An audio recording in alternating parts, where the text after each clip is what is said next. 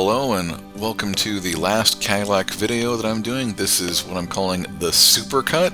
The idea is to try and make a comprehensive video showing the entire life cycle of my nearly decade ownership of the Cadillac, the different changes it went through, the trials, the tribulations, of which there were many, but just kind of give you one place where you can kind of do a quickish video of just seeing the whole journey of me with my Cadillac and classic car obsession. Really watch my family grow up in the background of these videos. Been quite an amazing journey, me and this car together, me and my family together in this car. So here is just a little look of what it's been like, the start, the middle, and the end, and I hope you enjoy it. Thanks. Well, it's a cold day in Indiana, but here's something that warms up my heart. My 1959 Cadillac, which I just acquired a couple of weeks ago. It's a Sedan DeVille. It's what we call a 20-foot car. Looks great from 20 feet. You get up a little closer, yeah, it's got some issues. But I got it pretty cheap. You can see right there, primer paint's coming through. It's got rust bubbles. Bad spot right there. Probably going to need to be patched with a weld.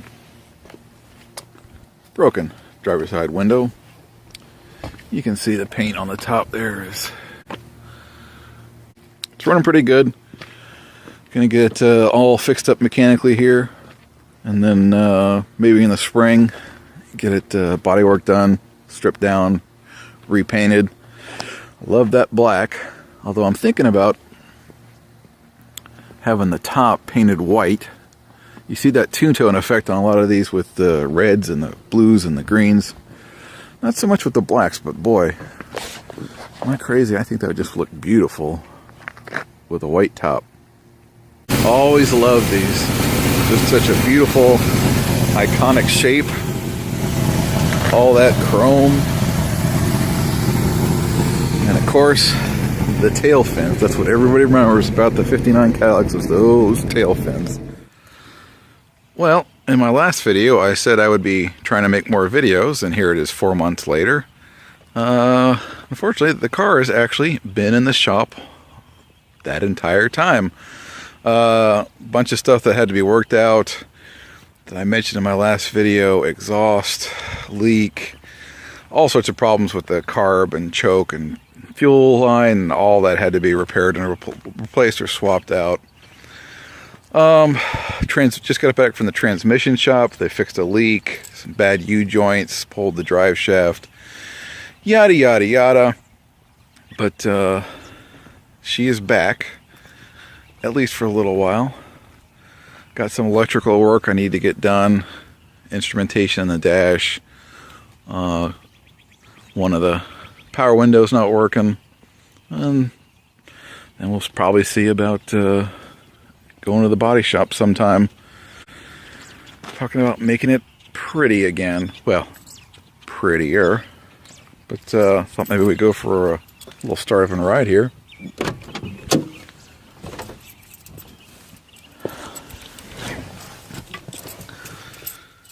Alrighty, Teddy.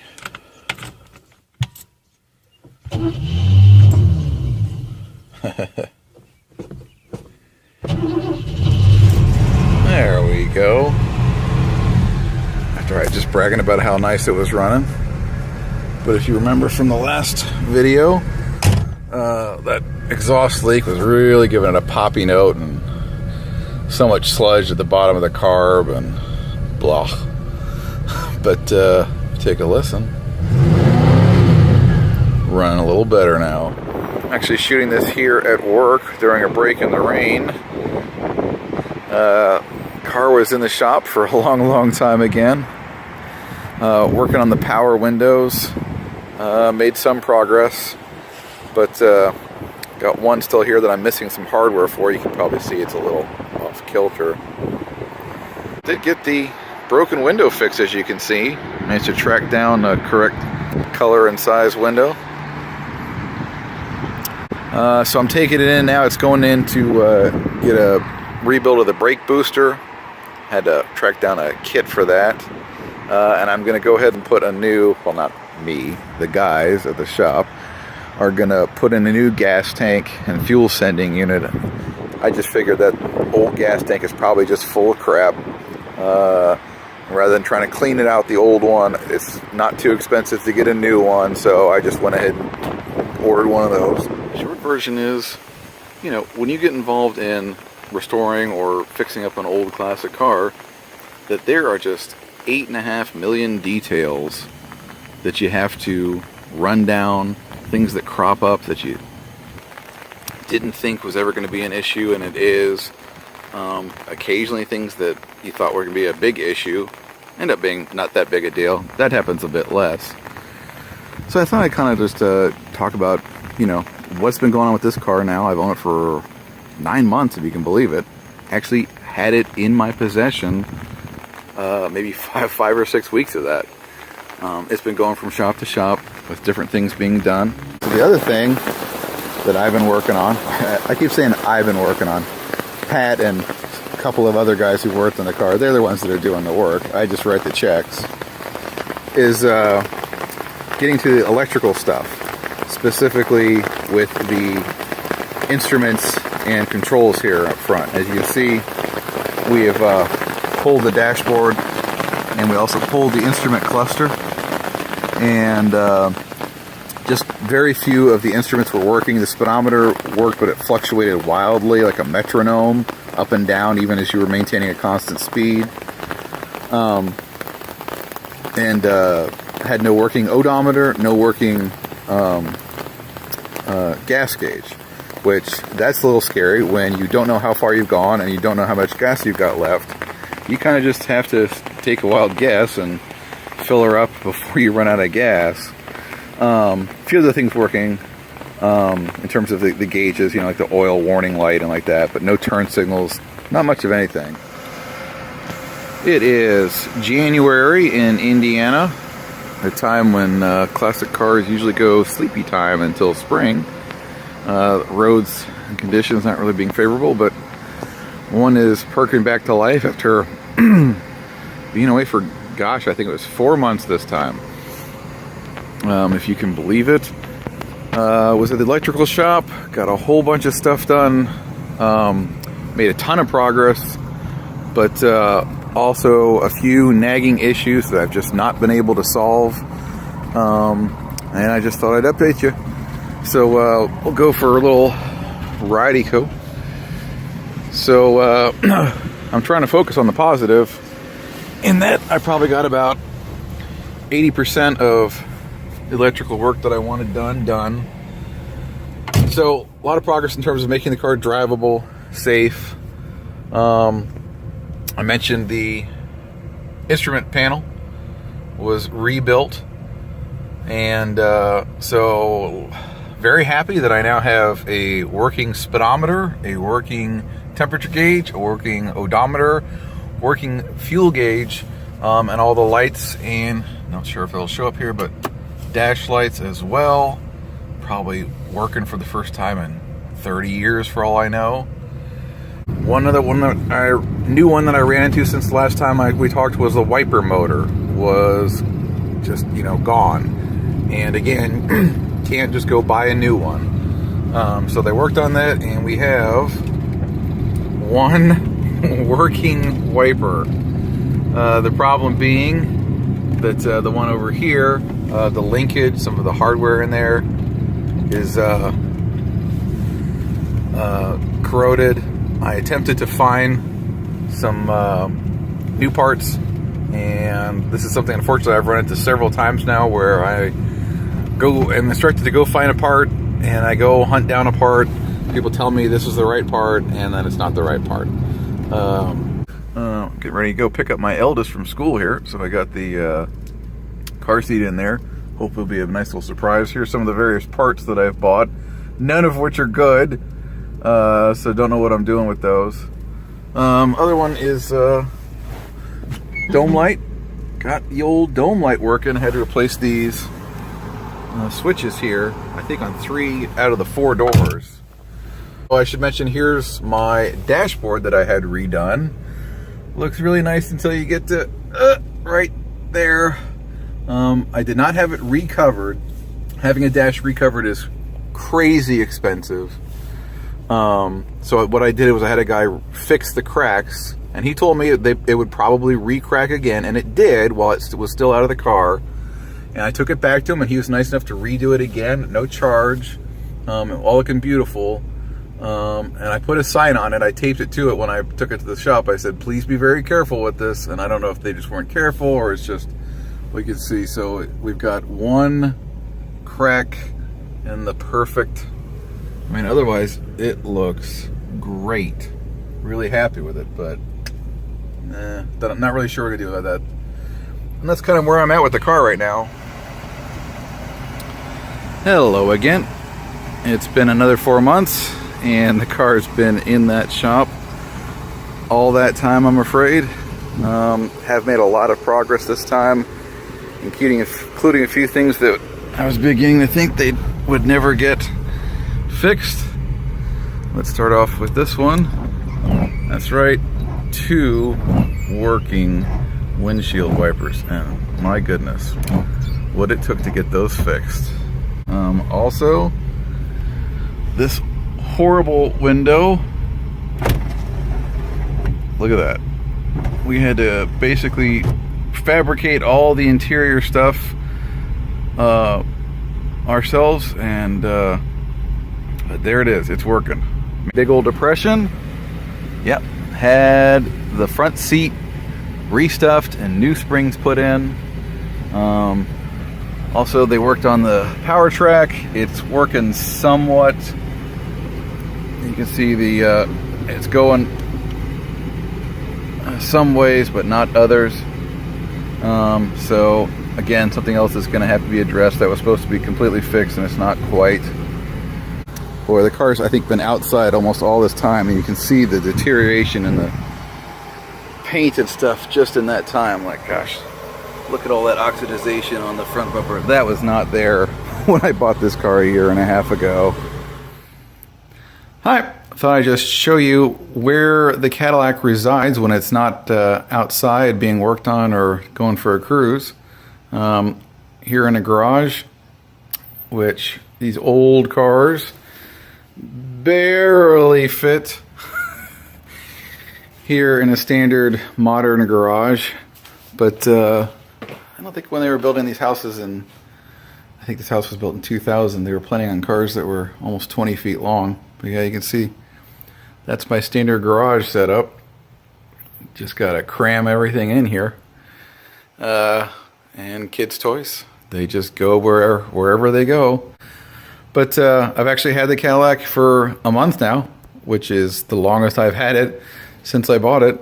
And not too much time, unfortunately, to mess around with it all that much, but been working on the interior of the car just a little bit. Cleaned up things a little bit, all the door panels. I'm not sure how much that shows, but got them looking pretty nice. I bought some ferrules, which are these little things that go around the base of the door lock knobs. Could not find ones to exactly match, so I had to get some other ones and just bend them a little bit until they got in there. Okay, they look alright. I thought about painting them to match, but the chrome looks good to me. That's a pretty good match. But then when I was hunting around, I also found in here a couple of other lighters. And I think they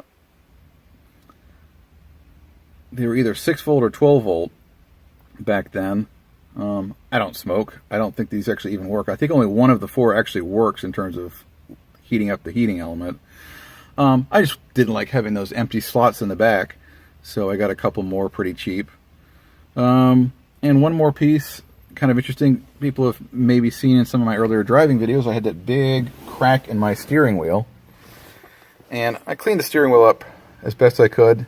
It's pretty old, it's got some minor cracking, but overall it's in pretty good shape. It had that one very large crack right at the top. And I thought about what to do about it. It'd probably be pretty expensive to have it pulled and have that one little piece fixed. I thought about seeing if I could simulate these little rings here, which don't go all the way around. There's 4 of them. And it's funny, it's almost like one would fit right at the top. And so the one I have is just, the big crack is just off center. So I cleaned this up, and here's what I ordered. This is a steering spinning knob. Very old-fashioned. You saw them on cars in the 40s and 50s. I don't believe it was actually like an option that you could like order on the car. I thought this was entirely a dealer-installed doohickey. And the idea is this spins freely here, and that when you're driving, you just grab this here and just pull it around. The car's not running here, so I can't actually move the steering wheel too far. And it just kind of makes it a little easier. Something you could do with power steering, not with manual steering, because manual steering, the wheel won't flip back for you when you're coming out of the turn. So people gave those a nickname of suicide knobs. And I found a guy who makes these very heavy-duty ones, not just for show, but for everyday driving, with the different types of models with their logos and such on there. So there's one for Cadillac service. And it manages to exactly cover up that big nasty crack in the steering wheel. Well, so much for easy fixes.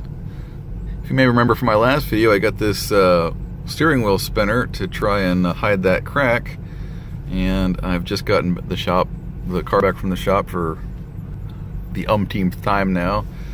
And take a look what happened here. Looks like it shifted it around and put some gouges, new gouges, in the steering wheel. I can see it's off a bit crooked there, so I guess I didn't screw it on tight enough. Funny thing is, I put pieces of felt on the underside so it wouldn't scratch the back, but I didn't think to put any underneath these parts, and boy, look at that. So never try to outsmart yourself. Had these back windows, which we had kind of got them back on track, but they needed new rollers.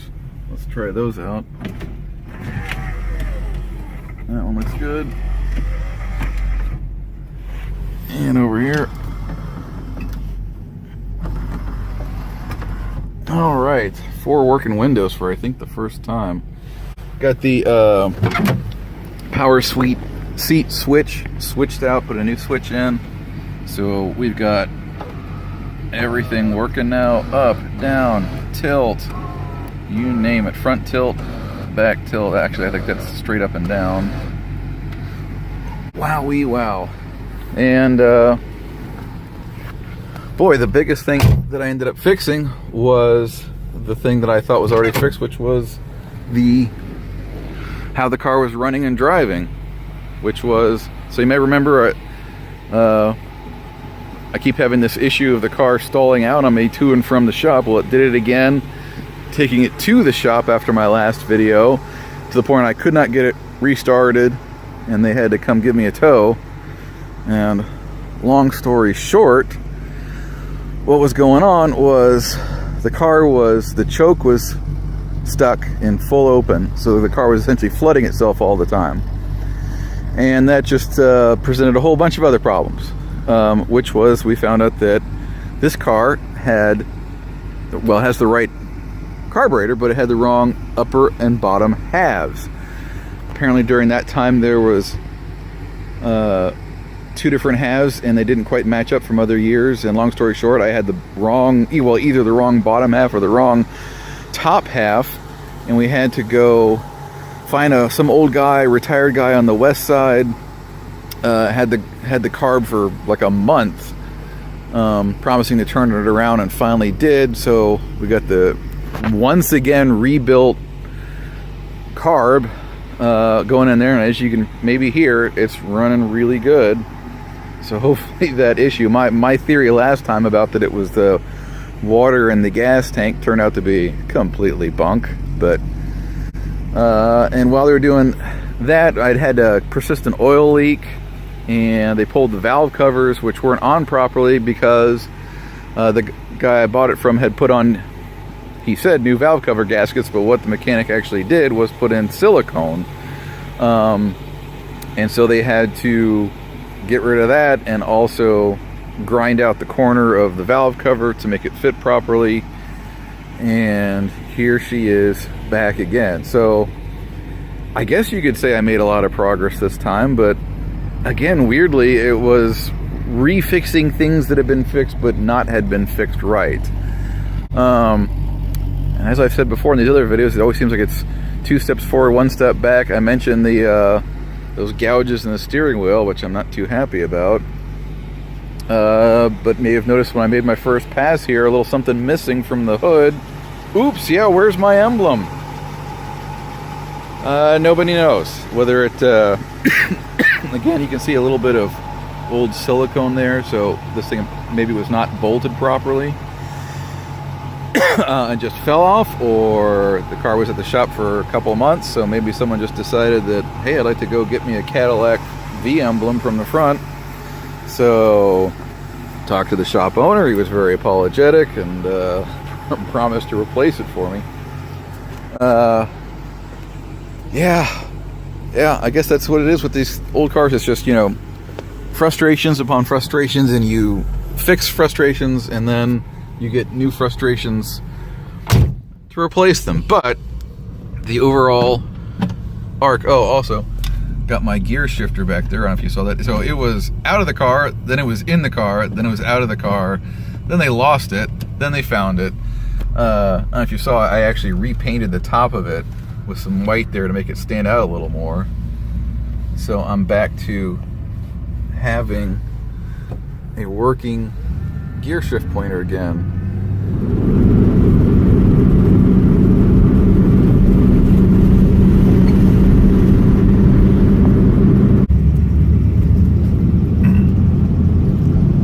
Just a nice Sunday cruise. Not something a lot of people do anymore. Just go out for a nice drive. Just enjoy themselves, spend a little quality time. Not much new to report on the Cadillac. I'm been trying to drive it as much as I can. I'm learning to trust this car again. It's broke down on me so many times that I've been afraid to like take the family for a real drive other than picking up my son from school. But running great.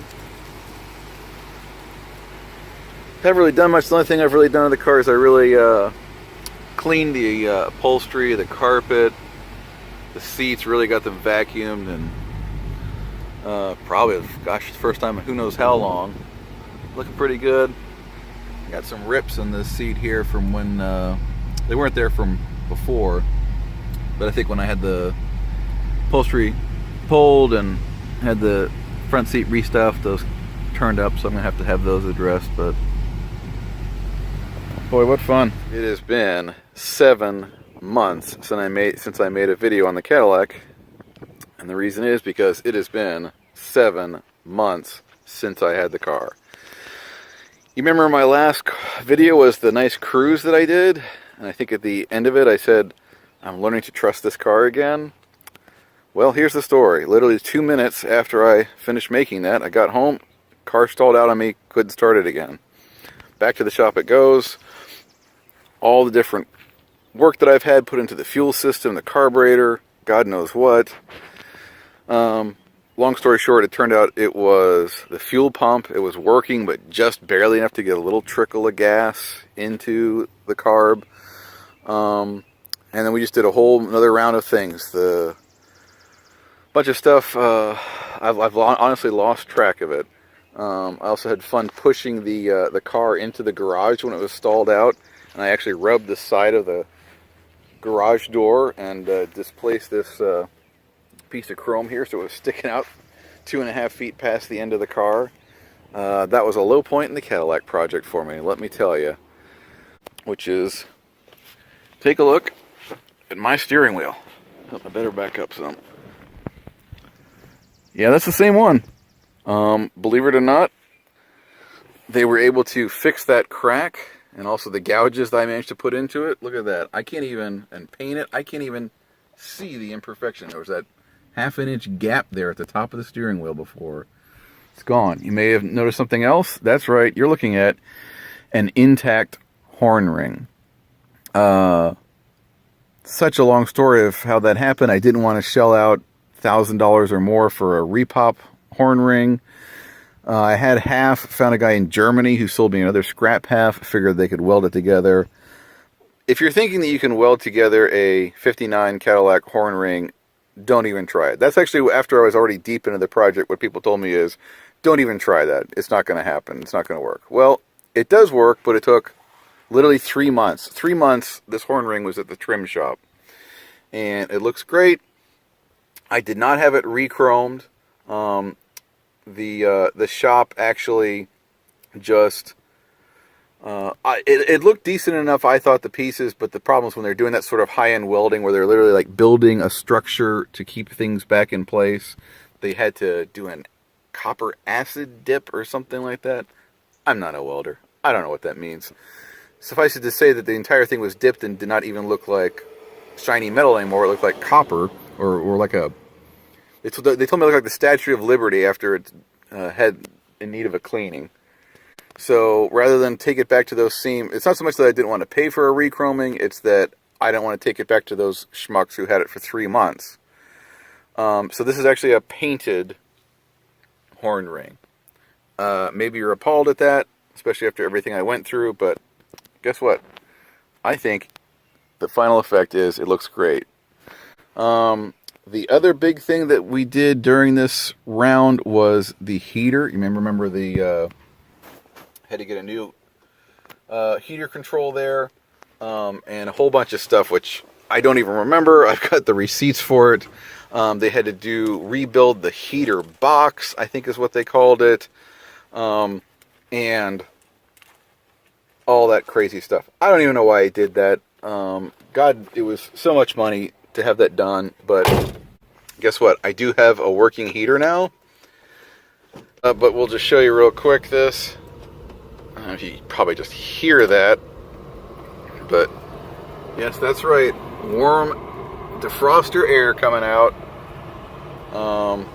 The fan actually worked okay, but so I've got a working heater and defroster in this thing now.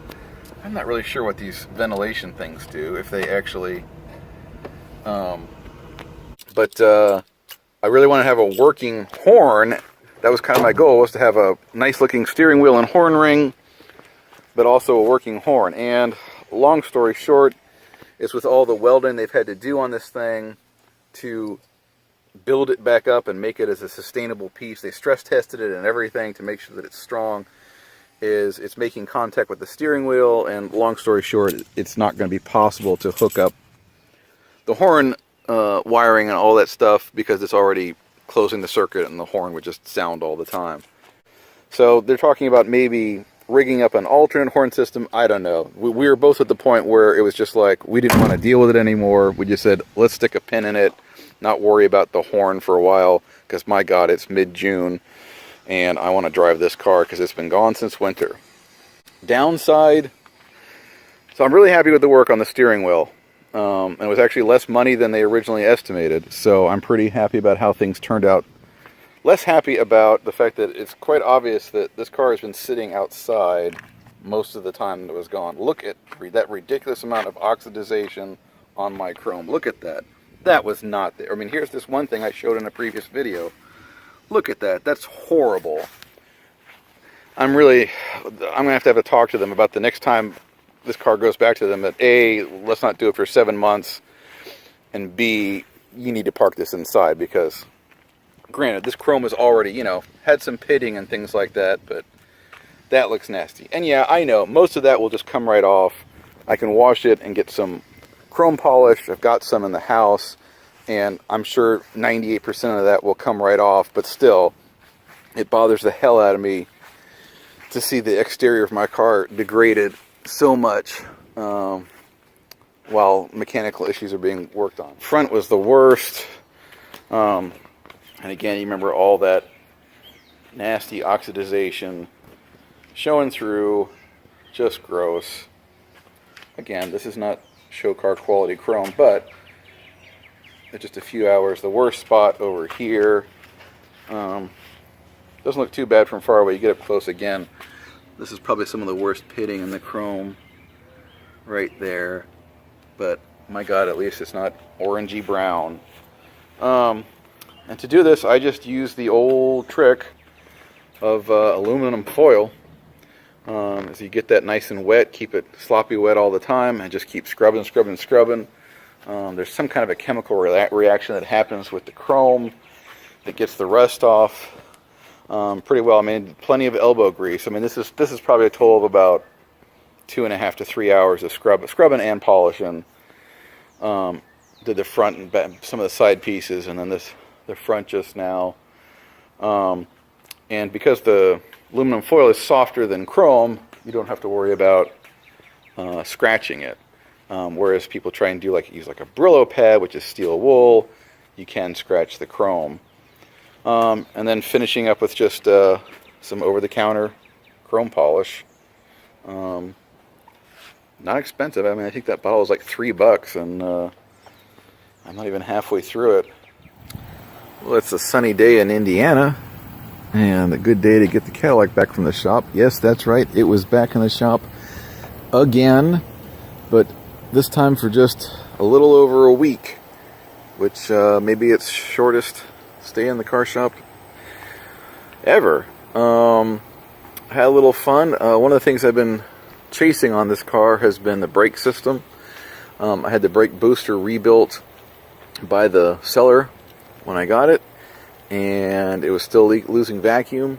Didn't really have a lot of power assist, and had it rebuilt again about 2 years ago, and seemed to be a little better. But again, when it was in the shop with these other guys doing a bunch of the more extensive work, they said you're really not getting a lot of power assist. It's still not holding vacuum.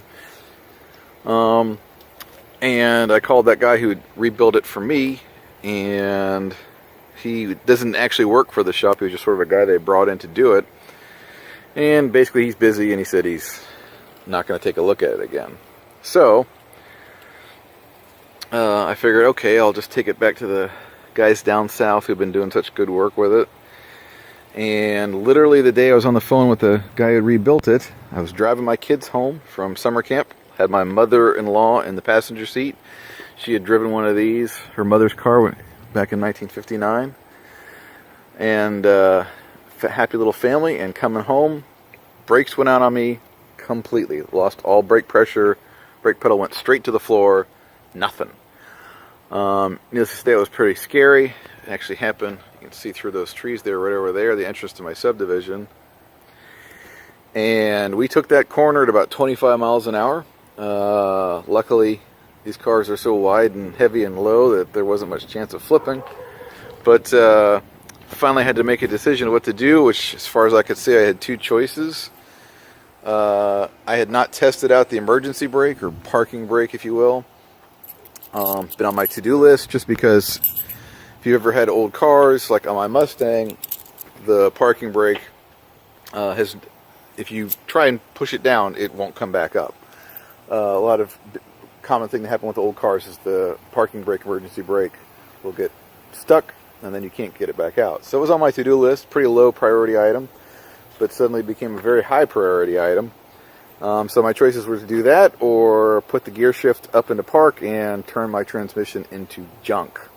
I figured I'd try this all happened in about 5 seconds. I figured I'd try option 1 first. Fortunately, the parking brake did work. Got it to the shop. Pretty simple issue, which was that the brake line ruptured, and I had no brake system. The brake line had actually been, the brakes had been bled and new brake lines put in when I bought the car, so they said these look pretty new, so we're not really sure why it ruptured. But the brakes are working again. Again, the vacuum for the booster is not much there, so it's not really giving you a whole lot of assist. It's basically like driving a car with manual brakes. Well, it is a cold day in Indiana.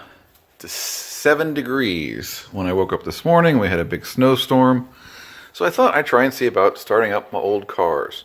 But I thought I'd see if I can get them started up. Neither one has been started in about a month, I would say. And so this is a for real cold start. None of these fake videos where you know the guy just had the thing running 10 minutes earlier and then he says, I'm doing a cold start. No, this is the real deal. So there's a distinct possibility we may not get them started as cold as it is. Oh gosh, the seat is cold. Everything is cold. Alrighty. Let's see what we can do. I'm going to give this, even in the best of times, the Caddy needs a lot of pumping. A lot of pumping. Yes, I'm wearing shorts in 7-degree weather. It's actually not 7 now. It was 7 this morning. Probably about 13 now, I think. And that's a lot of pumps.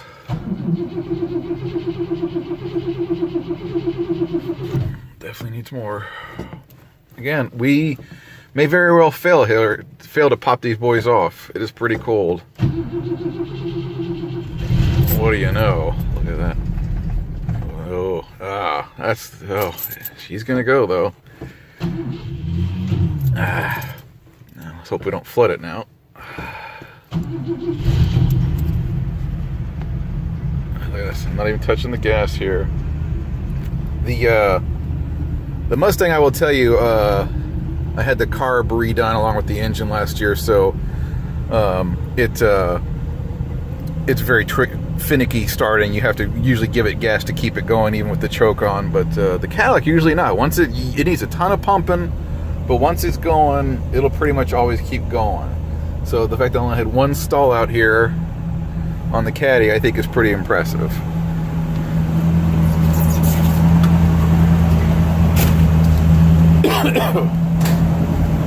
There she is, running away. Well, let's go for a drive. It is March here in Indiana, and although it is still pretty cold, about high 30s, I think, the roads are finally clear, don't have any snow or salt on them, so we're going to try and take the old Cadillac out for a spin here. Probably the first time it has been out of the garage since, I think about November. And we'll pull her out of here.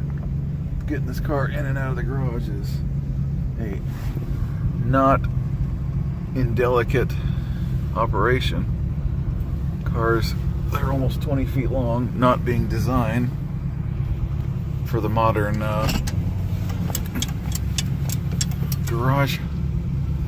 So we don't do a 3-point turn, we do a 5-point turn here. But she's running pretty good. Let's see if we can get her in that's neutral. There's the first drive. I always gotta watch that so that I know that I've got 4 gears instead of just 3.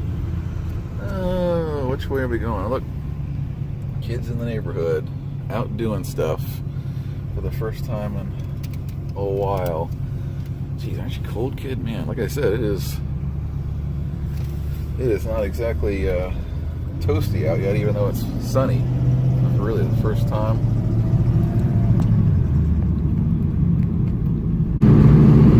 Yeah, that's the life owning a classic car up north where you get real winters. Is the cars just go into hibernation for a few months.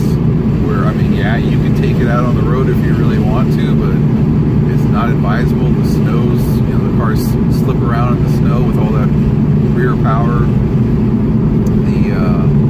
The salt is terrible for the cars if you're trying to keep the rust off of it. So most people like me, I mean, sometimes you'll get a break, like in late December, maybe late January, where you'll get a weekend that's warm and you can actually take the car out, but didn't really get one this year. Okay, let's take a look at that fuel filter with what little light we got left. And if you can see in the little light there, but there's definitely fuel in that fuel filter. And I see before when I was doing this, there'd be just a trickle in there. No matter how much pumping I was doing, pumping, I couldn't get more to come through. So I should mention, the test here that people suggested was, I haven't bought a venting gas cap yet, but I just took the existing gas cap and just put it on very loose, not tight at all. I mean, just barely on there. So,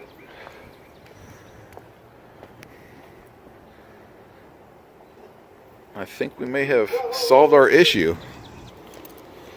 Sorry, I had a slight delay there. A gentleman happened by and had to come in and ask me some questions about the Cadillac, which is a not unusual circumstance. So the car's been sitting for 3 or 4 minutes now. It does not look like there's a vacuum sucking fuel back up the line. So here is the test of the test. There should be enough gas still just in the float that I shouldn't even need to pump. That was the other thing I thought was going on, was I pumping too much and flooding the car? Well, the indication that there was no fuel in the fuel filter getting into the pump and then into the carb indicated that. So let's see here. Well, maybe I do need to pump after all. There she goes. Got a loose belt maybe. But I think we have solved the issue. I don't know if anybody watched one of my previous videos. I actually talked about buying that new gas cap because I suspected that it was... there's the aftermarket one I bought. Look at...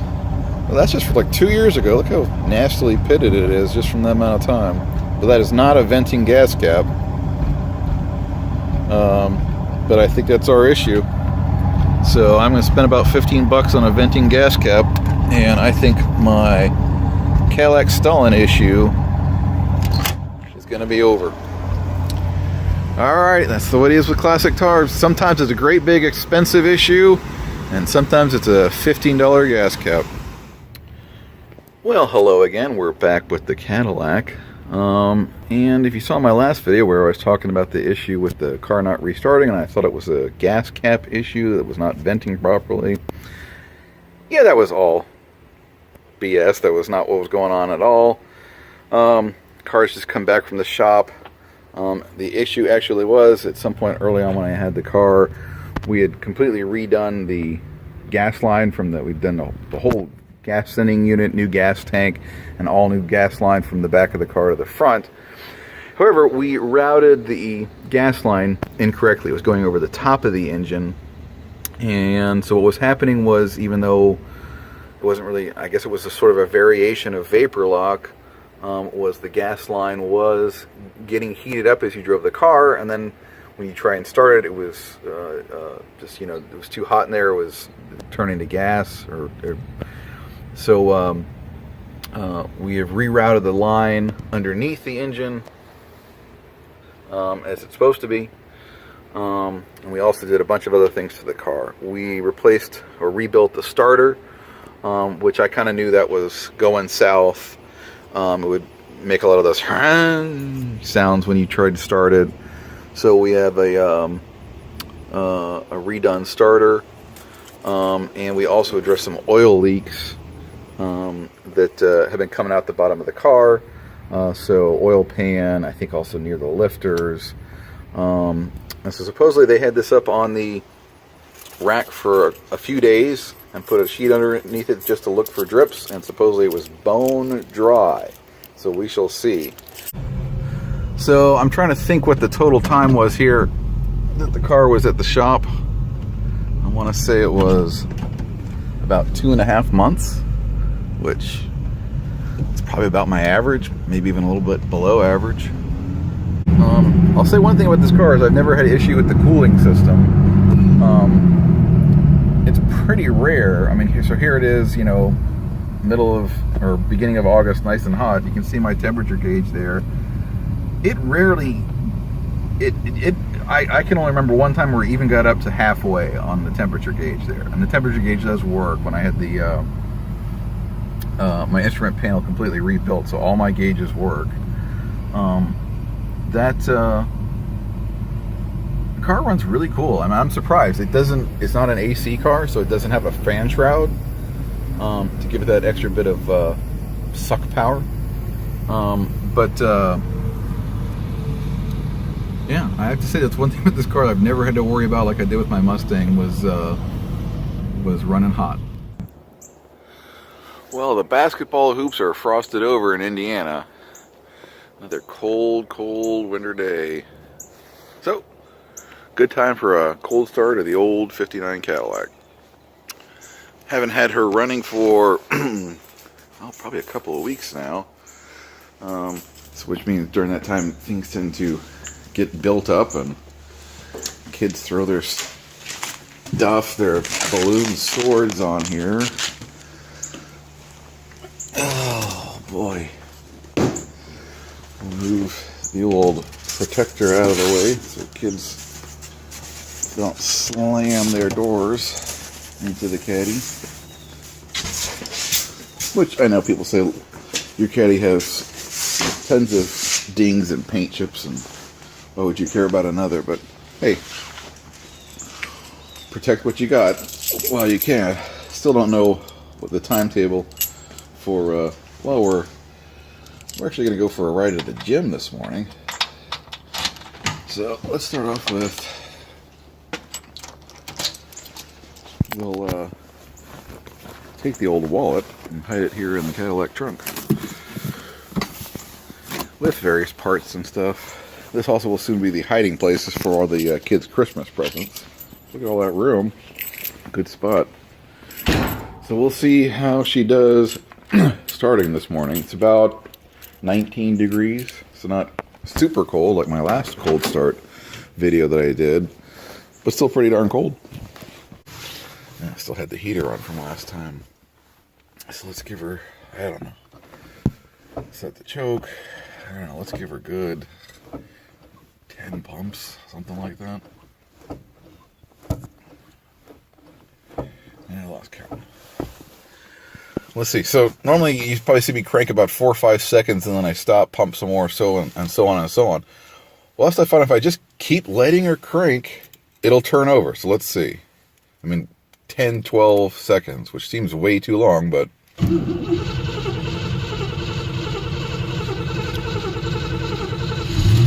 she goes. I'm gonna goose her with some gas because it is this cold, and even with the choke, it tends not to hold.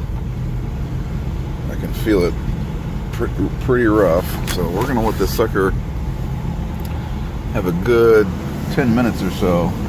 Not 10 minutes. Have at least 45 seconds to a minute to warm up. Well, the old girl lives. Yeah, it's been a month since I've had the Cadillac out of the garage, or even started up, I think, because of, well, you know what because of. Same thing it's because of for all of us. But I got to make a little trip to the office today. Like most of you, or a lot of you, I'm working from home. Appreciating the time with family, but also, not ashamed to say, looking forward to those little gaps here and there where we can have a little time to ourselves. And, you know, when you live up north, you kind of got the stir-crazy thing going on, the SAD, seasonal affective disorder, which is one of the reasons we really look forward to spring. And right as spring was just start being sprung here in Indiana, down came the pandemic, and so we've not been able to really get out and about. Well, there's still a little cold here. We had a couple of nice warm days, but been back down, even down to freezing. Ugh, look how dirty that hood is.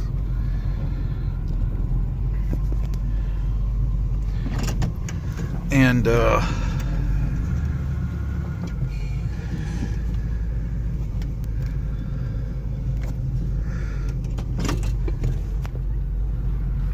so I have to say, when necessity arose that said, oh, I need to go in the office and pick up a couple things, I can't say I was exactly heartbroken about it.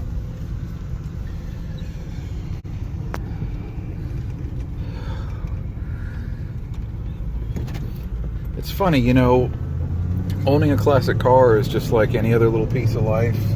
You know, there's good stuff, there's bad stuff, there's stuff you'd really prefer not to have to deal with, but you have to. And the sooner you recognize, well, I'm just gonna have to deal with this, the better things are gonna be. When you put things off and off, most of the time they just get harder to deal with. than if you'd started earlier. No political statement there, just an observation on the ebbs and flows of life. But it seemed like every classic car that I saw go by had 2, 3, 4, 5 people in it. Families, I'm presuming, that are already observing social distancing properly. Speaking for ourselves, we've been very strict about it. Haven't gone into any place of business for almost a month now. Gotten takeout for my wife's birthday once, and I got drive-through once, and that's it. We've not been in any stores, into grocery stores, anything. Getting everything delivered or pickup mostly. Just trying to be safe. It's a tough time. We're luckier than a lot of people.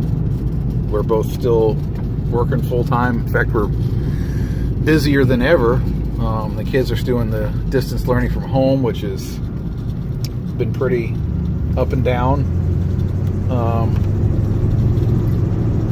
But, you know, we're doing okay. A lot of people aren't. Not just those who aren't sick, but those who losing their jobs, seeing their hours cut back, or furloughs, or a bunch of other things. And I've been there, believe me. I know what that's like, and it just kind of saps your soul a little bit. So now's the time to just remember that we're all together, no matter where we are, no matter how different we are, no matter what kind of car we drive, or we don't drive a car at all. These are the times that define us. You talk about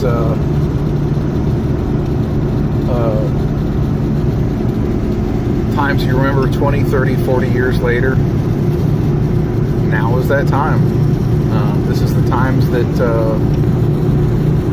your kids or grandkids or somebody else's kids or grandkids are going to ask you about when you're an old man or an old woman. So think about that in every decision you make, from where you're eating your dinner, to what kind of a job you're doing, to how do you talk to others, to what you're saying on social media, Facebook, Twitter, YouTube, whatever. Are you trying to be a help to others? Are you trying to recognize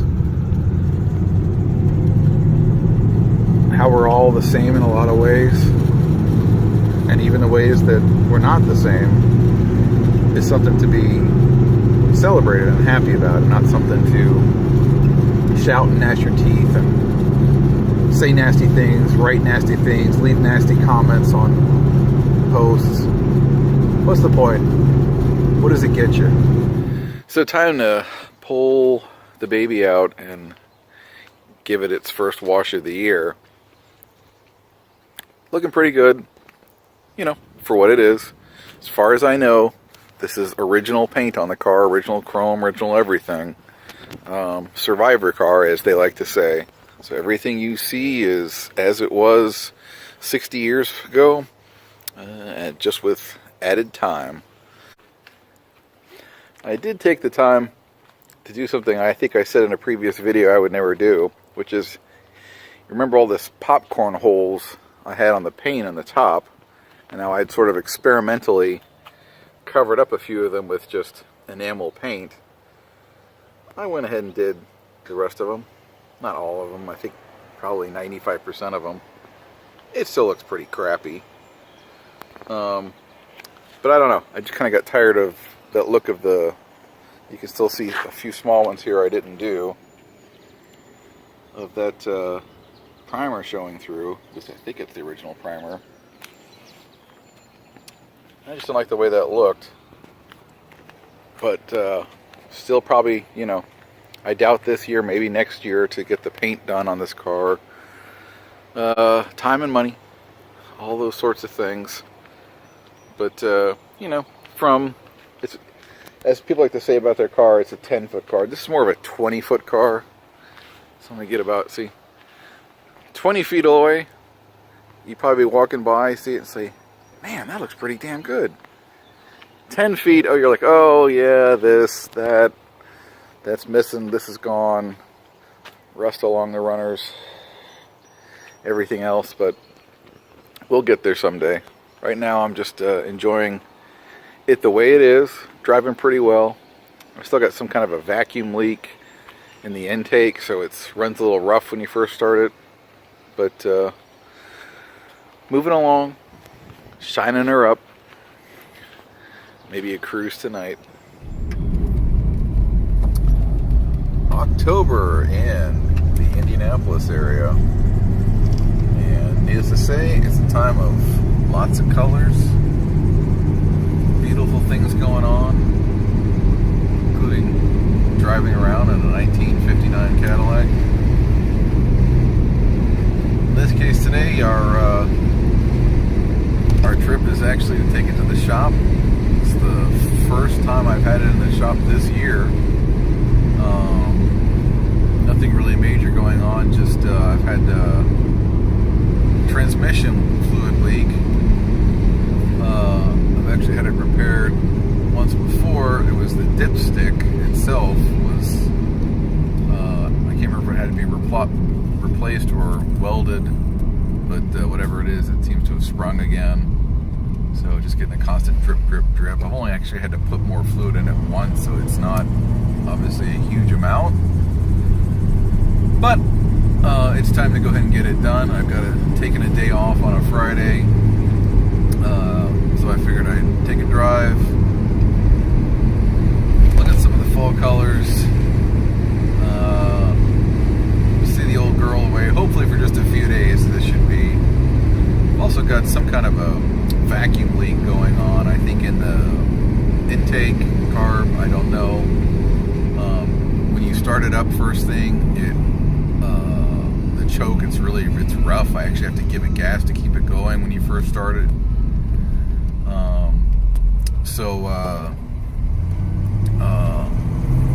It could be one of several things. I've had that carb rebuilt 2 or 3 times now.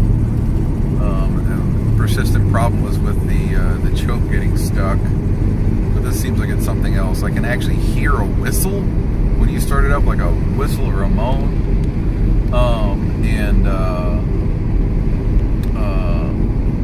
Boy, look at those colors.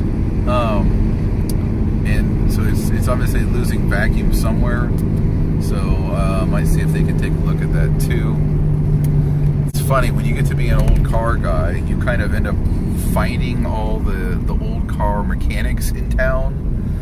Yeah, just usually through talking to other mechanics. Like, okay, you got electrical, you take it to this place. You got transmission, you take it to this place.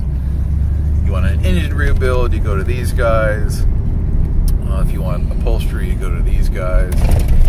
So it's funny, I've sort of got all these relationships that of different people, alignment guys. And it's funny, like if you're an old car guy, particularly if you're an older fella, which I guess I qualify now, all the old car guys eventually find those particular guys. So it's like the referral system is pretty easy. Of, oh yeah, take it to precision alignment for all your alignment and front end stuff. Transmission, no, you got to take that to Ed. Just neat how that works. Hey, it's Cadillac in time. So, if you watch my previous videos, I really haven't done much with the 59 this year, just due to, well, same thing that's knowing all of your lives right now. But anyway, I did get it back from the shop, fixed that transmission leak. It was just some clamps and tubes and things. Says I do have a few drops coming out of the bell housing, but it's pretty remote. I haven't seen any accumulating under the car since I got it back. And I would have to rebuild the old Hydromatic to take care of those, and frankly, transmission's working great. I can stand a few drops of transmission fluid. But anyway, it's dirty as heck right now. It's already too late here in Indiana to have your hoses hooked up, because they will freeze up to the house. But anyway, headed out today just doing kind of little bits of maintenance type things. Vacuumed out, actually my 7-year-old vacuumed out the interior for me a little bit. One of the things I've been dealing with was these sun visors will keep falling down on me just of their own accord. They would just drop like that. And these are just kept up by tension, these little screws here. So anyway, I got them out of there. It looks like they were, so this one, they're very particular screws with a head on them. So I don't think it's the sort of thing you could go to a hardware store and get an exact match. And they weren't stripped or anything, so I just took them out and reversed them, that side for this side. And also they were in backwards. There was this one here, you can see that actually has a little seat for the head of the thick head of that screw in there, and so one was in backwards. So I'm hoping by doing that little bit it will take care of, because you'd be driving along and just sun visor would drop in your eyes, and trying to fix that as you were driving was not fun. Other thing I did here is I got me one of those aftermarket rear view mirrors. Mine was just very old and hazy and hard to even see through. And it's not really an exact match. You can see it's like a little day and that day and night flipper thing there. Yeah, that's okay. Yeah, whatever. But it looks pretty good. I'm going to hang on to the old one just because I don't want to get rid of it. This is like a metal and plastic combination, whereas the old one is all metal. So, I mean, it looks nice. It looks period-ish, even if it doesn't necessarily look exactly spot on. One thing I wanted to do is I also wanted to see if I could replace this bracket, or I would call it an arm, but when I looked online, they called it a bracket, because you can see mine is kind of pitted, not awful, but that's the sort of thing you would have to have that. I mean, I could take it off of there, it's just screws, but you know, that's just like putting a SOS pad or something. Really wouldn't take out those pits and probably would just scratch it up some more. So, and I looked, so they sell one, a reproduction one for the Cadillac of '59 as a convertible, but not the coupe or the sedan. And I looked like on eBay, and a few people were selling them, but theirs were just as bad or worse than mine. And it doesn't look terrible, so yeah, I'm just gonna slap that repop on there and let it ride. Hey everyone, here back with the Cadillac. It's actually currently here at the shop, getting some work done. But next thing on my list is I'm actually going to be doing some painting. No, not the outside of the car, but the inside, specifically the under dash area, which as you can see is showing its 60-year-old age. There's actually a section there, if you can see it, that a section underneath the steering column, which I actually took off myself and tried to have matched and paint myself, and you can see how utterly terrible that is, so that'll be stripped off as well. But just kind of making a quick look what this looks like. And sides of the seats as well, you can see showing their age. So the next thing we'll see is what this looks like redone. Hey guys, Cadillac is back from the shop. As I mentioned before, I was getting a little bit more mechanical stuff done. A few things sorted out. Finally got the brake booster rebuilt so that I have real brake assist. Getting the defroster, I had a bit of a mice nest in there that we didn't know about. Strange because it was blowing before, but must have dislodged and found a new place for it to get stuck, so we got old Mousy out of there. A couple other minor things, but I mentioned we want to talk about doing some painting on the inside. Yes, I know, paint on this car. So here is the new look. You saw that before. So there is the new underdash look. Quite an improvement, as I'm sure you can see. Looks very nice. Very pleased with how that turned out. Did the sides of the seats as well on up there. So that's looking really nice. So I'm very happy with that. So overall, we're looking a little nicer. I have also ordered a dash cap. You may remember from an earlier video about I had this dash kind of re-vinyled, whatever you want to call it, you know, just trying to fix the cracks. And the guy told me it would probably re-crack again.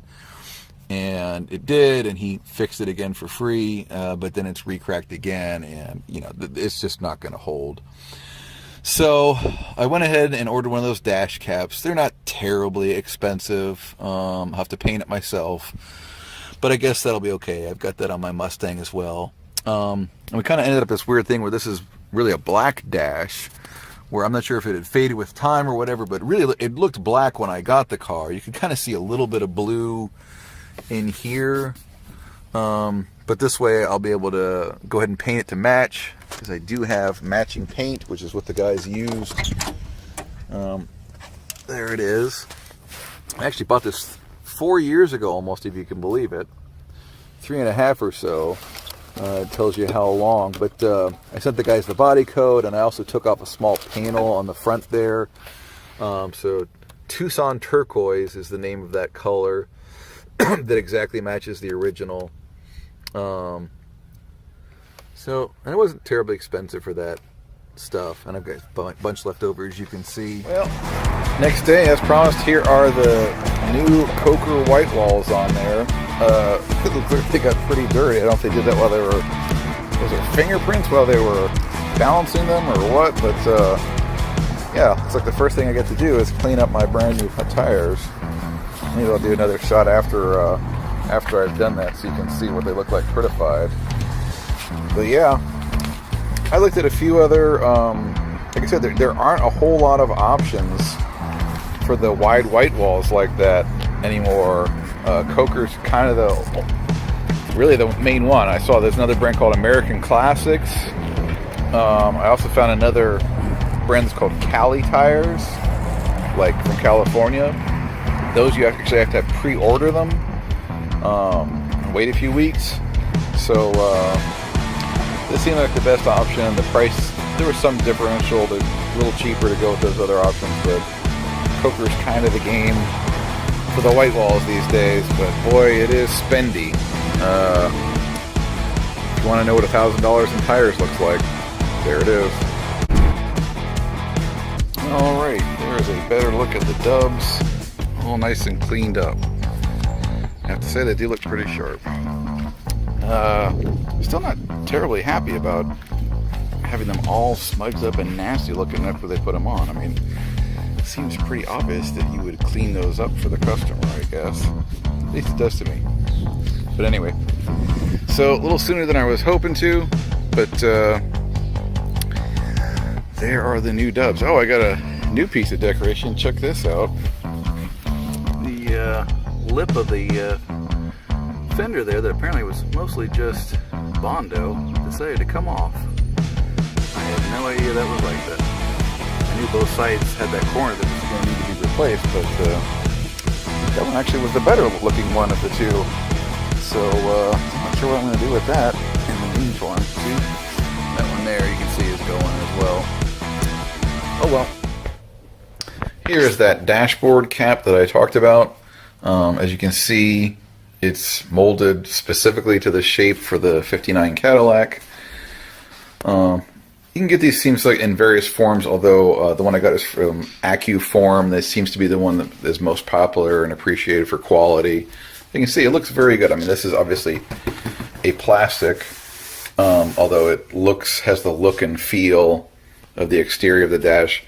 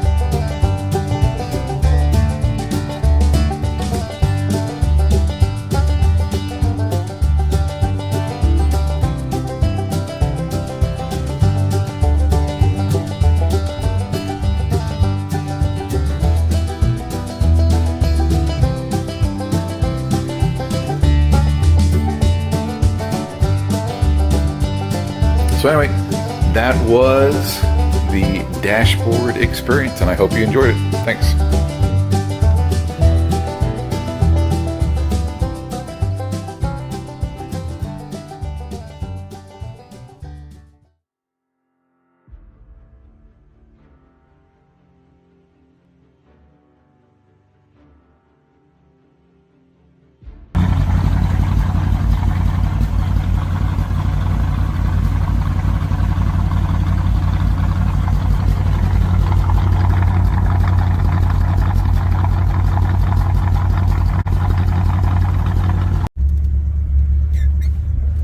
So if you saw the footage I just posted there, that is what is known in automotive circles as trouble.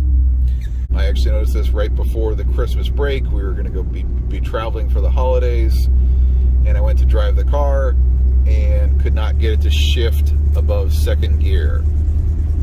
And here we are in my neighborhood, and yeah, it's not shifting out of second gear. This car has an overdrive, so 4 gears, so I don't know if I just really tried to ram it, I could get it up to 4th gear. Not sure I really want to try. I'd noticed over the last few weeks when I was driving it that 3rd gear was kind of like hesitating a little bit, like just, it seemed like it was a little not a whole lot of power. A little bit of a vibration, but the fluid level was okay, and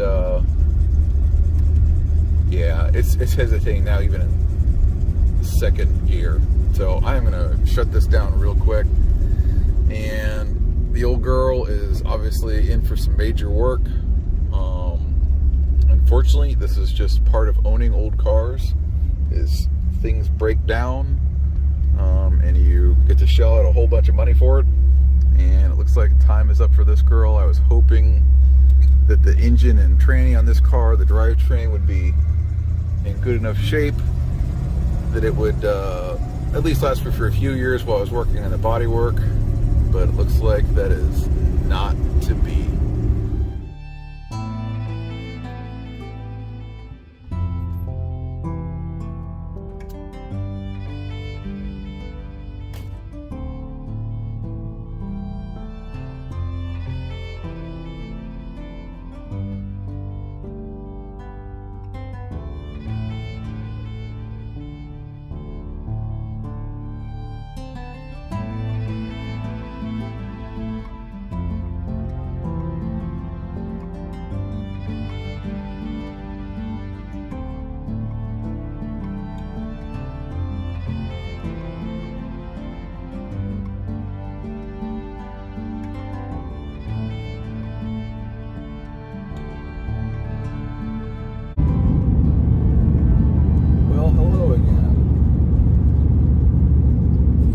Bit at the beginning, that was actually me driving the Cadillac home from the shop. Nope, didn't sold it. You may remember the last video I posted on it was with some issues going on. I think I called it trouble, where I was having black residue coming out of the exhaust. I was worried there's something seriously wrong with the engine, and then I was also having some trouble with shifting. Well, the first issue turned out to be not much. It was just the choke sticking again, an issue I had in the past. And I was just, running rich, and that was just the carbon coming out. So the other issue was, in fact, the transmission was gone. And so it's been being rebuilt ever since I took it in. And you may say, why would it take so long to rebuild a transmission? Well, it shouldn't. But it did. In fact, it was, if you can believe it, the car was at the shop for 500 days. Actually, 503 exactly.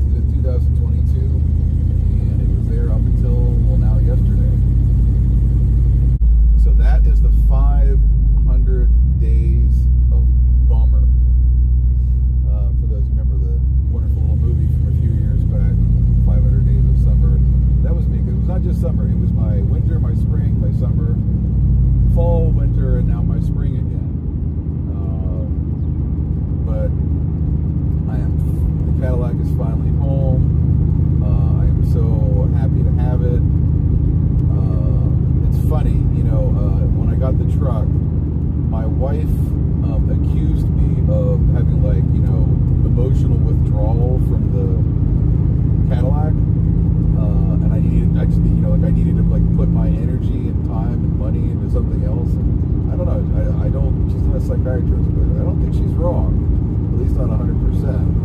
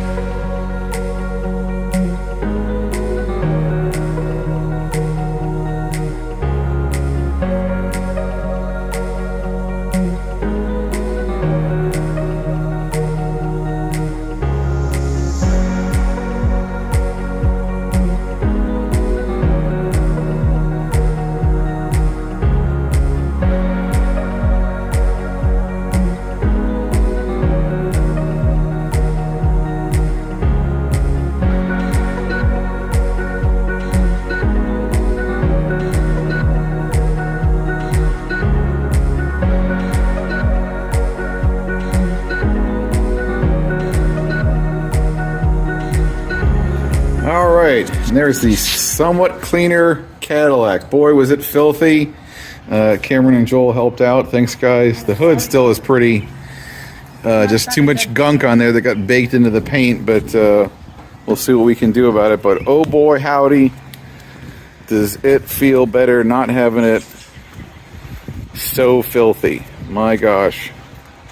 So the next thing on the 59 Cadillac here is we are going to reupholster this front seat. When I first got it, it had the springs and cushions were bad, so we actually had it restuffed and respringed.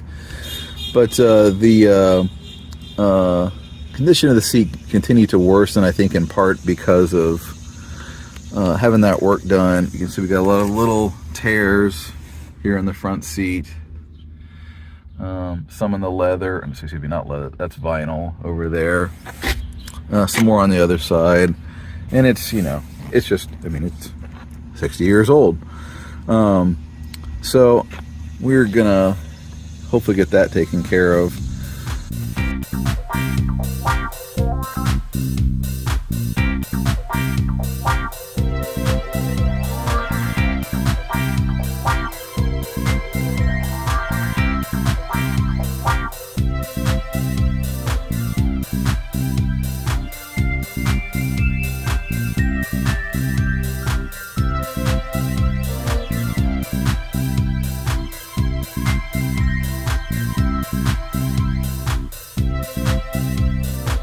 Here's my old seat cover. You can see what was left inside. Absolutely fossilized. Alrighty, and here are the completed, done front seats.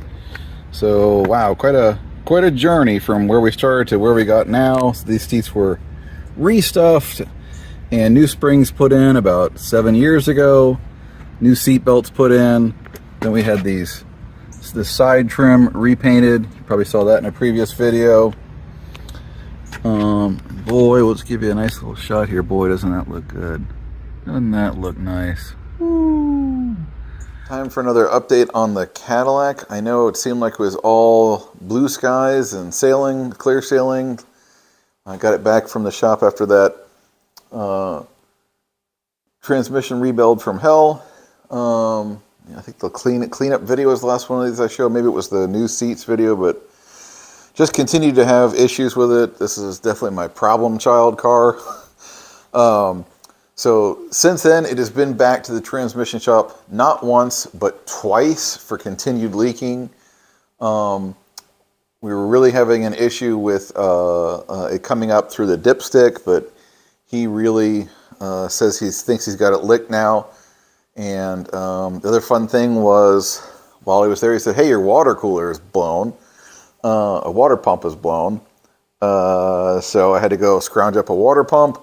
And right when that got done, as I was driving home, I realized, hey, I have no turn signals and no brake lights. So back to the electrical shop she went. Turns out my fuse box was pretty corroded, old age exposure and stuff. So yeah, a lot of more. So since I got the car back from the upholstery shop, it has mostly been in the shop the past few months. So fun with that. But yeah, so there's no denying that this Cadillac, as much as I love it, has definitely been my problem child of my cars. It just seems to just have one thing. As soon as I fix something, something else goes wrong. I fix that, then the previous thing that I thought was fixed comes unfixed, and then we have to redo it again. And boy, it's just kind of sucks the life out of you.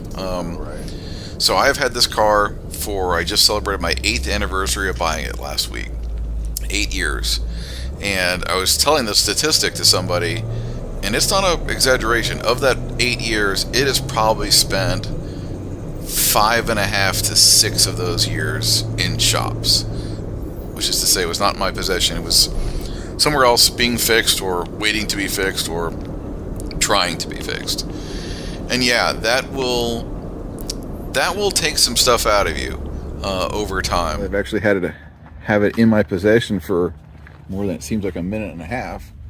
So lubed up the glove box here, so it's not quite so squawk. It used to go wah, wah. Like that. I also made another fun discovery. I think one of my first videos you saw me say this thing has not 1, not 2, but 3, but 4 cigarette lighters. Well, watch this. I don't know whether when we were all the different wiring that we were doing.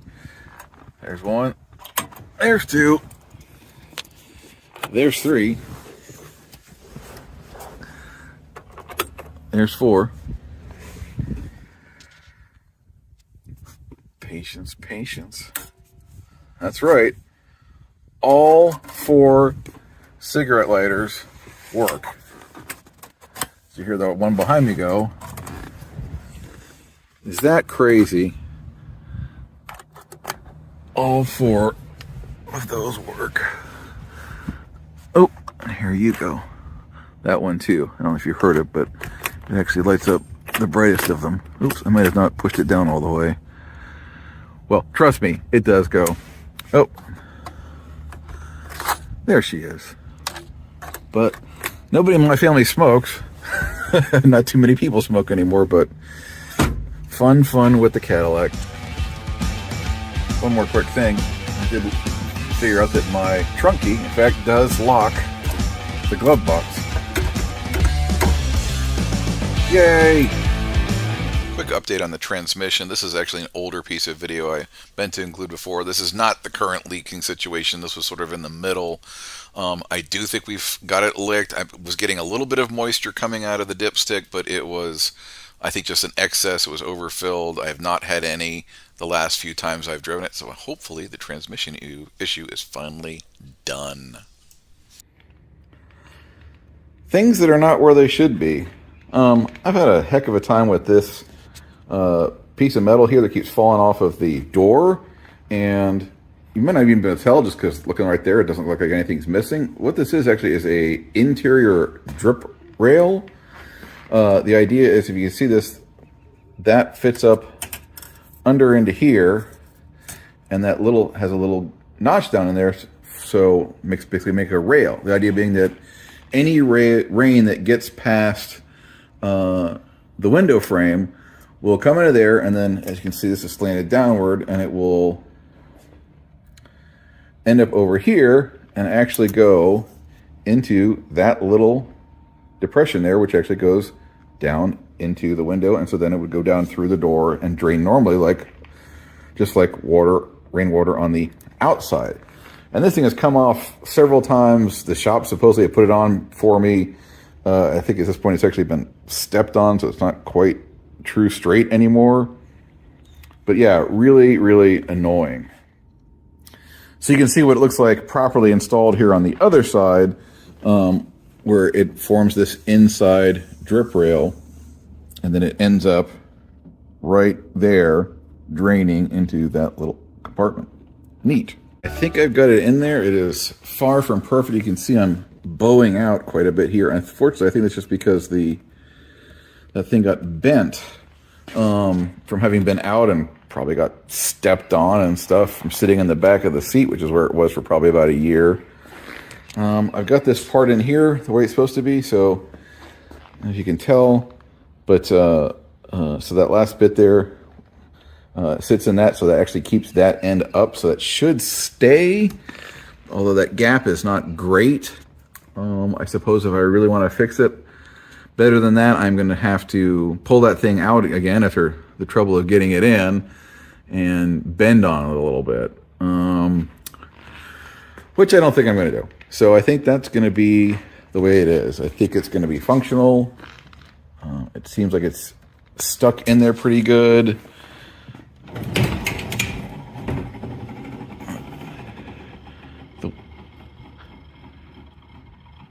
I don't know why that's going so slow, but it does appear to be going up and down okay.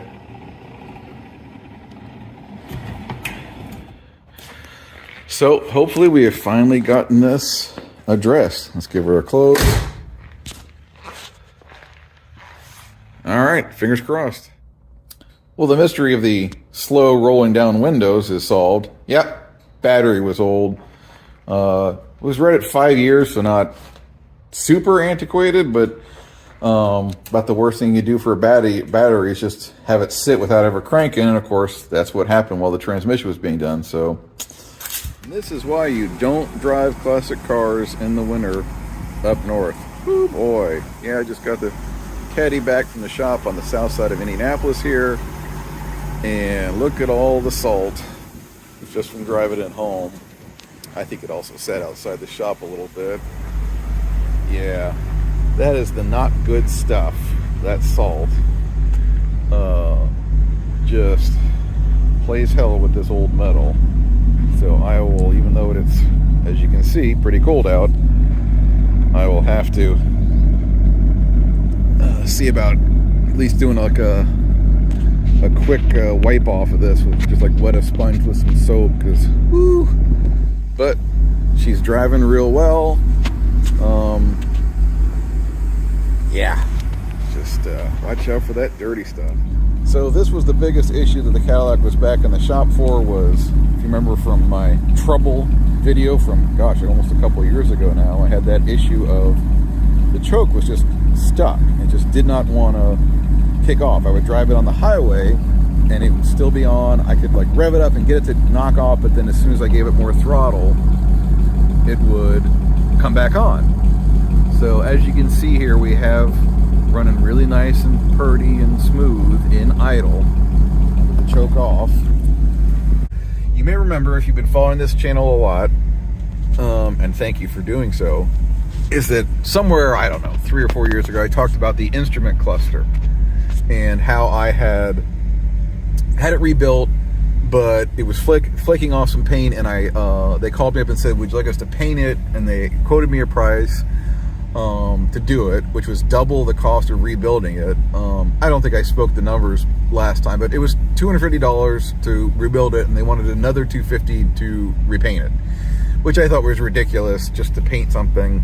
So of course I let it go, and they brought it back to me, and if you remember in the previous video, the instrument panel looked like stuff. Most of the paint flecked off while they were handling it. I don't know if they were being nasty and purposefully getting it to come off, but you remember I showed you how nasty it looked. So yes, while I was in there, I said to the guys, do you feel like going in there and pulling that instrument cluster and repainting it? And they said they would do it. And again, I'm not going to be coy with the numbers since I'm not a mechanic. I'm not doing most of this work myself. It cost $450 to have them pull the instrument cluster, repaint it, and put it back in. So, me with my miserly ways, trying to save a little money, ended up spending almost twice as much. But as minor as it is, gosh, I tell you what, it really looks so much better just every time I'm looking at the instrument cluster, because of course as you're driving, you're constantly looking at that, and to know that it's not completely shitty does my heart warm. So another one of those lessons of the old car game. When you're trying to save money in the short term, you're probably going to spend more in the long term. I think for today, I wanted to concentrate on some interior stuff, little bits of dribs and drabs, things that kind of passed, got lost in the shelf. Those know that we had the front seat redone. I have this dash cover that I painted to match, although it's not looking particularly great. Had the under dash painted, gosh, a couple of years ago now, and things like that. But a few things I mentioned, like I had this little cap here on the C-pillar, which I had painted, and that's the wrong color. So let's see about getting that fixed. And this one over here as well, that's the original. So let's get that fixed. Maybe a couple other things. All right, there's a comparison of the two pieces. So the original one here, you can see that color. And the one over here, which I painted with just like some household paint. Not a good match at all. So this one, I'm just gonna sand up a bit. I think for such a small piece, I don't need to bother stripping and priming and all that stuff. It should be okay just on its own. This one, I will go ahead and take that layer of junk off there. Got our weather stripper. And we'll get that cleaned up. Okay, got these cleaned up here. Just sanded and stripped on the other one. Like I said, I don't think I'm going to bother with priming these. Probably just do a few light coats. We'll let those dry, get some clear coat on them, and get them popped back into place. Well, we got that paint out. I wanted to address another thing, which is, you may remember I had the under dash repainted here for me. Did a nice job, except something I noticed, not until after it was done, is if you go way under here, there's this extra metal part.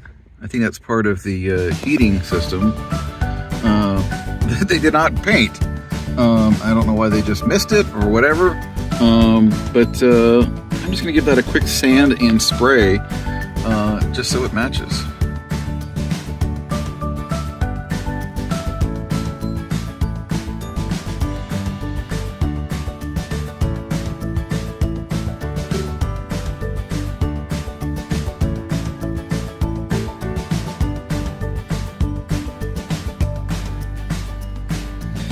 Alright, well, that was obviously just a very quick, sloppy spray job, but you can see some definite improvement along there. At least getting rid of those rust spots and stuff like that covered up. And if you saw while I was in there, I said, hey, the steering column would look similar. So we went ahead and give that a quick spray.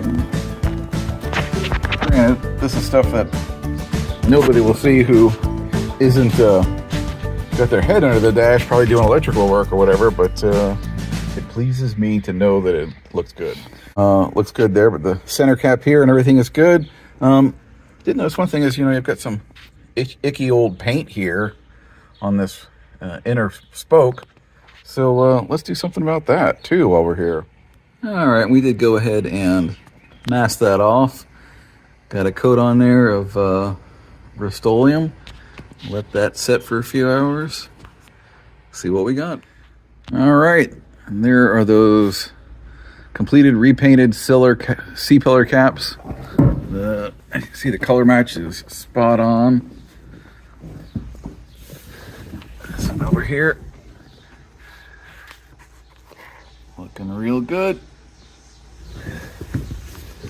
So I am getting pretty close to being done with the interior of the car. I can't think of too many of the things that I'm wanting to do. So you can see how that looks when you have both doors open. Just a little piece there, but having it scuffed up and old looking really kind of stood out. As I was doing this, I realized the next thing I probably need to do is this windlass, which is not plastic, that's actually metal that goes down there. It's looking pretty aged. I wonder if I can just get a little paintbrush, just take some of that paint from the can and just dab it over that and see if I can spruce that up. But I think that's going to be for another time. Alrighty, and there is our finished paint job on the steering wheel. So that's looking good. Gotta say, the interior on this car is looking pretty spiffy now. Alright, icky, dirty car. Bird poop. I just have not had a chance to wash the Cadillac since it came back from the shop. Oh gosh, a couple of months ago. Look at all that. So, gonna give her a good wash with my assistants here. There's one. There's two. Thank you, boys. Let's get to this.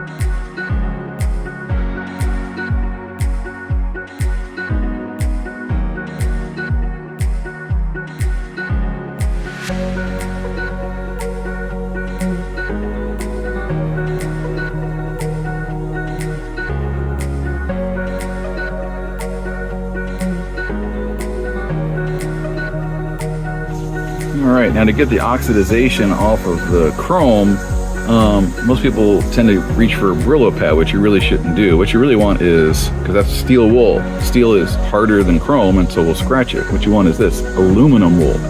Aluminum, of course, is softer than chrome and won't scratch it.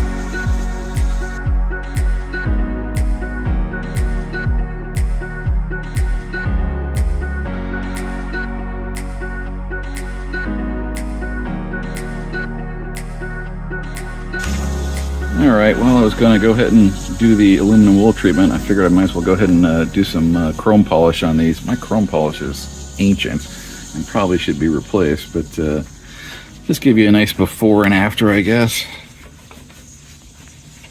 Again, this is old chrome, old original chrome. It is never going to look perfect until it's re-chromed, but we can certainly help it along a bit. And I'll kind of give you the before and after. Alright, that looks quite a bit better. Again, you can get in really close here and find all sorts of flaws in this chrome. It's 65 years old. But little elbow grease, you can definitely spot things up. So she is back. Fortunately was not there long enough to get dirtied up from my I guess a little bit I can see here from my nice cleaning from the previous Cadillac video. But yeah, good to have her home. Boy, I hope we can just cruise along with some nice late summer, fall cruising with the car and just enjoy it. But boy, I tell you, she is just a purr. Ooh, listen to that. Weirdly, these happy occasions have been also visited with a sense of malaise, whatever you want to call it. I've been thinking a lot about the journey that I've been on with this Cadillac for the last, coming up on 9 years, if you can believe it. Just astonishing. But I've reached the point here where I think, I've mechanically got the car dialed in. There aren't any glaring issues going on right now. Just stuff like, the radio doesn't work, the horn doesn't work. Really pretty ticky-tack stuff that I think I've mentioned I probably won't even bother fixing. But at the same time, I've come to start thinking about what I'm going to do with the Cadillac, which, when I bought it, of course, my intention was I'm going to keep this car forever. I'm going to get it fixed up and looking great. I remember my very first video, if you'll go back and look at it, hilariously now, I say, I think it might take a year or so, but I'll get this car painted and patched up. And here it is almost 9 years later, and I'm seemingly no closer to doing the exterior work. But the truth is, I have been thinking about the future of me and this car, and if I want to continue together on this journey. Well, after my last post about trying to decide what I'm going to do long term with the Cadillac, of course I had to encounter more fun, and by fun I mean some bad and potentially nasty stuff. You can probably see some liquid there, that's coolant. And although I know I had pinhole leaks in this radiator, it does not appear to be coming from the radiator, but in fact it's coming from the rear of the engine. You can see under there, a bunch of things. It's dried up a bit now, but I was actually pouring water into the radiator and then it would just drip out the back of the engine. So, doing a little investigation and Googling what that's looking like, because it could be something as simple as a bad hose or a bad freeze plug, or it could be a cracked block. And gosh, oh gosh, I sure hope it isn't that last thing. Well, the big black beast is back, and boy, if you saw the first part of this video, I was very, very worried about what was going on. I really thought I had some sort of catastrophic thing happen with the Cadillac. Just coolant pouring out of the back of the engine, and when I would put more water in the radiator, it just come flying right out. I was thinking, cracked freeze plugs, blown head gasket, something bad. Unfortunately, it was just a couple of heater hoses that just gone bad, so I keep having hoses go bad, which is not surprising, but I had that issue with the steering fluid hose go bad. We took care of that, and now it was big heater hoses in the back of the engine, but as you can hear and see, everything's running great, running nice and cool. No issues.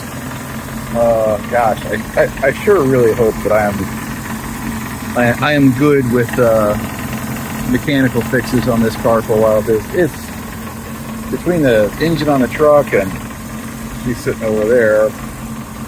It has just not been a good 2024 for my old car. Well, the sun is dying. Winter is just about upon us. So it is time to give the Cadillac one last wash before she goes away for the winter. One of the big challenges living up north is you really can't wash your classic cars in the winter unless you want to put them through an automatic car wash, which you don't. So The old girl's been pretty dirty for a while now, so let's give her a little gussing up before it's time for some sleep.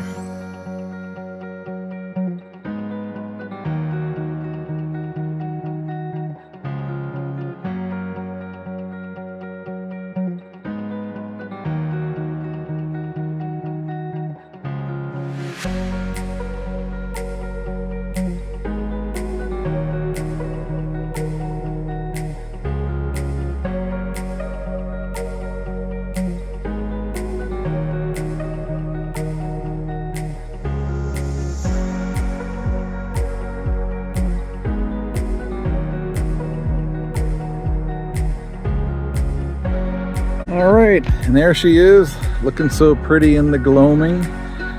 Just want to give the girl another wash. I hate when my cars are dirty. Still trying to figure out what to do with this car. I am strongly considering selling it, maybe after I at least get a few of the basic parts of the bodywork done. New running boards, repair these crunchy fenders down here. In the meantime, I'm just gonna enjoy her as much as I can, and otherwise she's gonna be sitting in that old garage back there mostly for the next few months. All right, we're here at the Car Vault in Brownsburg. Very well known and regarded shop for car restorations. You could probably see some beauties parked all around here. But we're just talking about getting some, at least some basic bodywork things done on the Cadillac. I'm still trying to decide what to do with it long term, but it's always good to talk to the experts.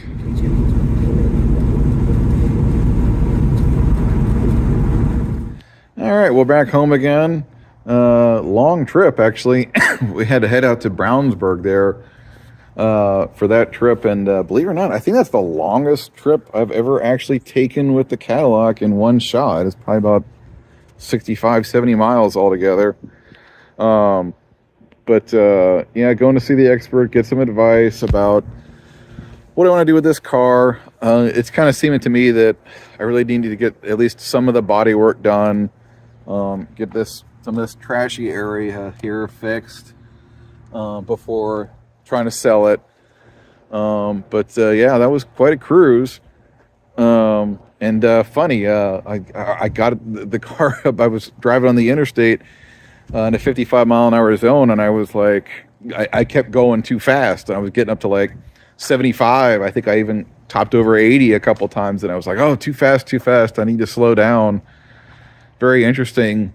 This car had absolutely no problems cruising at 80 miles an hour. Absolutely no problems. So I thought I'd give you an update on the state of the Cadillac. For those of you who've seen the recent videos, I am sort of mulling selling it. I do currently have it listed just on Facebook Marketplace.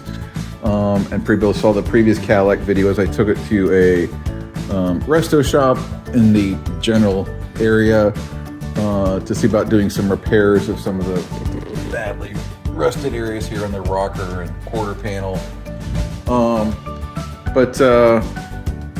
I've had lots of inquiries. I would say more than 50 via Facebook messages and emails. I would say only a handful of those have really been serious. And the offers that I've gotten, I would call pretty low ball. Kind of expected a little bit in that it's dead of winter, and it's the slow season. And from what I've heard about from folks, it's kind of a soft market right now. So I thought I'd, my basic thing is just hang on until spring, maybe get that work done, see if I can get a little better price. I do have a couple of hard offers in hand that I'm contemplating. Maybe just, save me the trouble, take a little bit less, but don't have to worry about going through all that and that extra time.